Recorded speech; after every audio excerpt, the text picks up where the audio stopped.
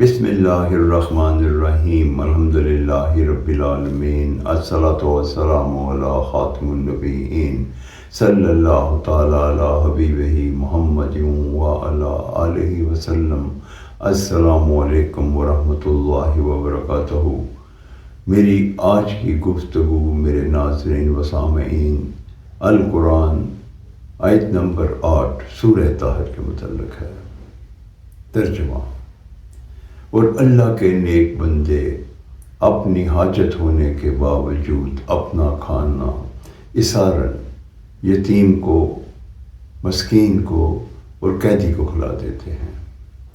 اس ترجمے سے ہمیں اس چیز کی آگاہی ہوتی ہے کہ اللہ رب العزت نے ہمیں نیک لوگوں کی نشانی بتائی ہے کہ نیک لوگ وہ ہوتے ہیں جن کو بھوک لگی ہوتی ہے اور وہ قربانی کے طور پہ اللہ کی محبت میں اللہ کے بندوں کو، یتیم اس کو کہتے ہیں جس کا باپ نہیں ہوتا، مسکین یا محتاج وہ بندہ ہوتا ہے جو اپنے کپڑے اور اپنی حاجت ہر چیز کے لیے بندوں سے رجوع کرتا ہے، اور قیدی تو آپ کو معلوم ہے کہ جو بے بس ہوتا ہے، قید میں ہوتا ہے۔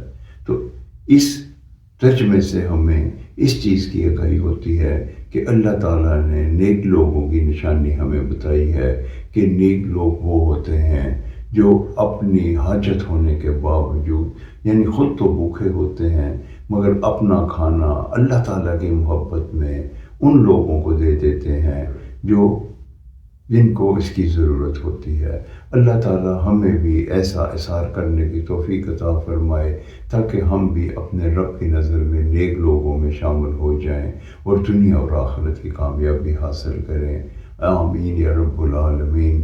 السلام علیکم ورحمۃ اللہ وبرکاتہ۔